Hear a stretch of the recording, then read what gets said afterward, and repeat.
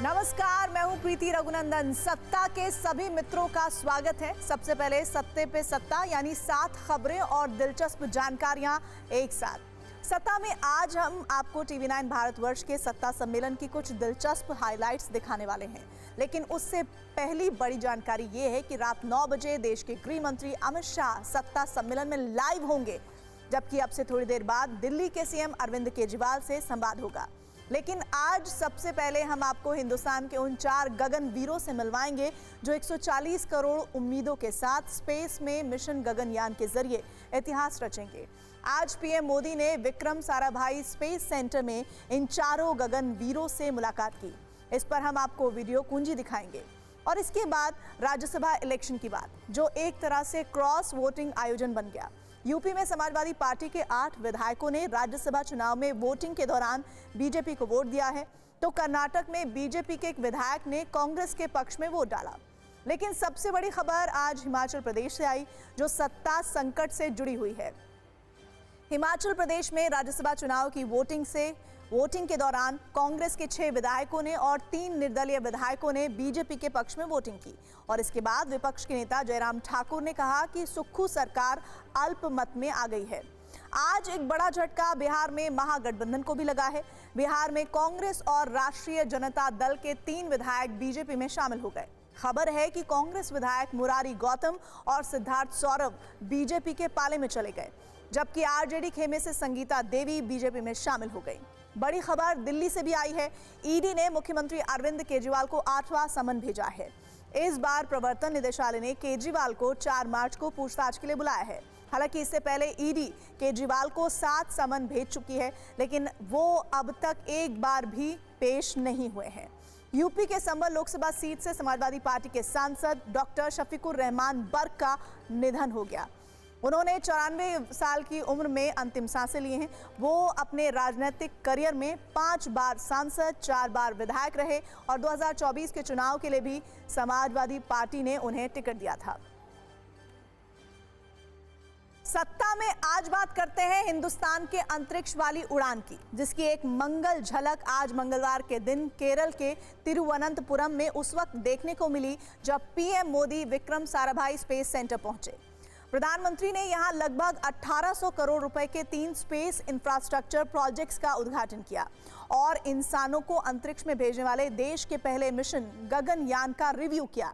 इस दौरान उन्होंने पूरी दुनिया को हिंदुस्तान की अंतरिक्ष शक्ति का एहसास भी कराया। पीएम ने इसरो के ड्रीम प्रोजेक्ट गगनयान के अगले ऐतिहासिक कदम की जानकारी दी और सबसे अहम बात, पूरी दुनिया को भारत के 4 गगनवीरों से परिचय कराया। उनके साथ इसरो चीफ एस सोमनाथ भी मौजूद थे। प्रधानमंत्री ने गगनयान मिशन पर भेजे जाने वाले एस्ट्रोनॉट्स के नामों का ऐलान किया और उन्हें एस्ट्रोनॉट विंग्स दिए। सत्ता के न्यूज मित्रों को भी हम 4 गगनवीरों से परिचय करा देते हैं जो मिशन गगनयान के तहत अंतरिक्ष में जाएंगे। एक नाम है ग्रुप के captain Prashant Balakrishnan Nair, captain Ajit Krishnan, group captain Angad Pratap और wing commander Shubhanshu Shukla. PM Modi ने जब इन नामों का ऐलान किया तो उनके साथ इसरो चीफ एस सोमनाथ भी मौजूद थे। चारों एस्ट्रोनॉट से परिचय कराने के बाद पीएम मोदी ने अपने संबोधन में भारत के स्पेस मिशन से भी परिचय कराया। चारों एस्ट्रोनॉट का जिक्र करते हुए पीएम ने कहा कि ये 4 नाम या 4 इंसान नहीं है, बल्कि 4 शक्तियां हैं। ये 140 करोड़ भारतीयों की आकांक्षाओं को अंतरिक्ष तक ले जाएंगे। पीएम ने यह भी कहा कि आज वक्त भी हमारा है, काउंटडाउन भी हमारा है और रॉकेट भी हमारा है। भारतीय एस्ट्रोनॉट स्वदेशी रॉकेट पर सवार होकर चंद्रमा की सतह पर उतरेंगे। पीएम ने यह भी कहा कि गगनयान में इस्तेमाल हुए अधिकतम इक्विपमेंट्स भारत में बने हैं। गगनयान भारत के स्पेस सेंटर को नई ऊंचाई तक ले जाने वाला है। इस दौरान मून मिशन का जिक्र करते हुए उन्होंने कहा कि आज शिव शक्ति पॉइंट दुनिया को भारत के उसका सामर्थ्य, उसका परिचय करा रहा है। साल 2035 तक अंतरिक्ष में भारत का अपना स्पेस स्टेशन होगा। आज की तारीख में जल, थल, नभ और अंतरिक्ष में ऐतिहासिक कार्यों का भारत का जो यश है वो उससे लगातार बढ़ रहा है।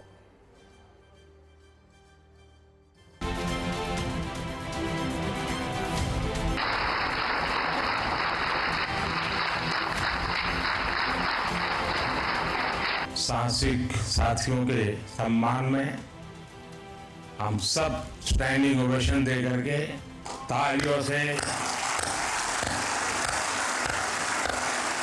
उनको सम्मानित करें। ये तीन पैराशूट्स डिप्लॉय हो चुके हैं और यह देश पहली बार अपने 4 गगनयान यात्रियों से परिचित हुआ।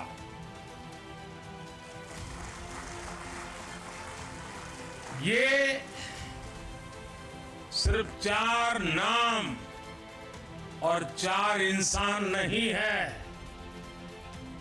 ये 140 करोड़ एस्पिरेशंस को स्पेस में ले जाने वाली 4 शक्तियां हैं। 7, 6, 5, 4, 3, 2, 1। 40 वर्ष के बाद कोई भारतीय अंतरिक्ष में जाने वाला है, लेकिन इस बार टाइम भी हमारा है, काउंटडाउन भी हमारा है और रॉकेट भी हमारा है।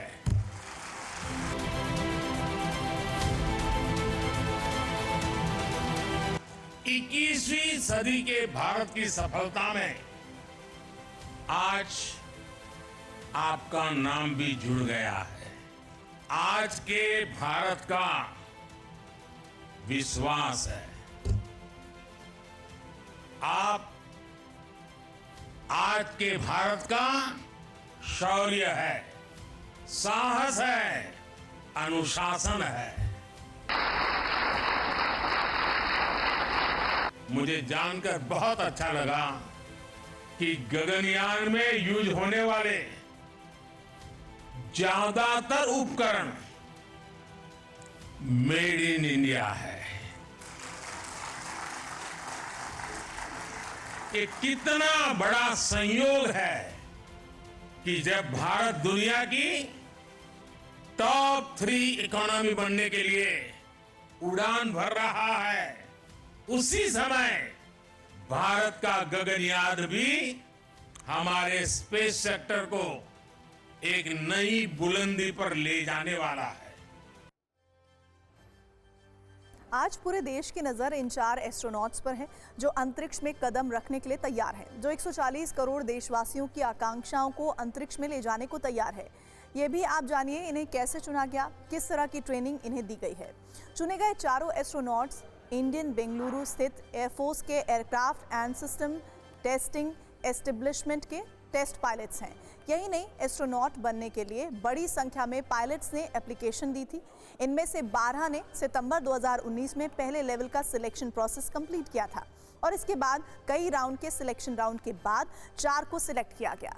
जून 2019 में इसरो और रूस की स्पेस एजेंसी के बीच पायलट्स की ट्रेनिंग के लिए करार हुआ था और इसके बाद इन पायलट्स को रूस के Yuri Gagarin cosmonaut training centre भेजा गया था। यहाँ पर फरवरी 2020 से मार्च 2021 तक इनकी ट्रेनिंग हुई। इन्हें शारीरिक प्रशिक्षण, तकनीकी अभ्यास और सुरक्षित रहने के तरीके सिखाए गए, क्योंकि अंतरिक्ष में जाना, अंतरिक्ष में रहना है तो सिर्फ गर्व और गौरव वाला एहसास ही नहीं बल्कि बड़ी चुनौती भी है। चुनौतियां चाहे कितनी भी हो, मुश्किलें चाहे कितनी भी बड़ी हो, हिंदुस्तान हर क्षेत्र में तरक्की के झंडे गाड़ रहा है। हर फ्रंट पर भारत मजबूती के साथ दूसरे देशों को टक्कर दे रहा है। दुनिया के सभी देशों की अगली लड़ाई अंतरिक्ष में ताकत दिखाने की है, लिहाजा इस क्षेत्र में भी हिंदुस्तान के वैज्ञानिक किसी से पीछे नहीं है। इसका सबसे लेटेस्ट प्रमाण मिशन गगनयान है। आपको बताते हैं ये मिशन क्यों खास है।